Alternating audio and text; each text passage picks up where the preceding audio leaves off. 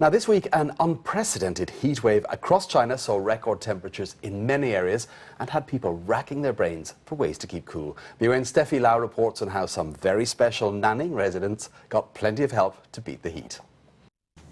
With temperatures in China recently soaring above 90, Chinese residents kept cool by drinking green bean soup, taking cover under parasols, and filling air-conditioned malls. In Nanning City, a special group of residents was also battling the heat. High temperatures had them feeling lethargic and caged in. The residents of Nanning Zoo went about resolving this hairy business like any other person would do.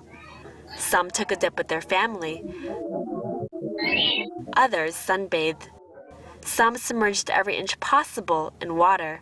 Some were just plain lazy asses. And some got to enjoy hand-cut watermelon. The hot weather even had the zoo's fiercer residents taking lazy cat naps in water. When the weather is hot, the animals have less physical activity. Some animals will go on a lunch break. They lie on the ground and sleep. In order to create more shade for the animals, the staff at the zoo set up a patio for monkeys, peacocks, and other animals. They constantly checked to ensure that the pools and the cages of lions, tigers, and leopards were full of fresh water, and sprayed the cages to keep the ground cool and moist. And for animals that are more sensitive to the high temperatures, the zoo adopted specific measures to cool them down. Penguins are more sensitive to temperature and are afraid of heat. So in the penguin area, we have ventilation, high-power air conditioning, and fans. These are the 3 types of methods we are using to keep them cool and to lower the temperature of the whole penguin area.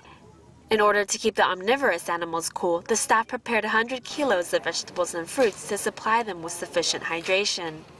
Because of the extreme heat, an orangutan called Simao caught a fever. Since Simao has a bad appetite, the feeders bring watermelon to cool him down. He even got the royal treatment, getting a hand from one of the zookeepers to climb his way up the stool to feast on his treat. He seemed to enjoy it. We fed him watermelon and types of cucumber. In one day, he can eat half a kilo, maybe more than half a kilo. The zoo explained that all its animals are in good health.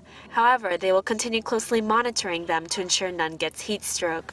Even as China's heat wave has its residents going a little crazy, Nanning Zoo animals have some advice to offer. At the end of the day, there's nothing like a nice cold shower to cool off from head to tail.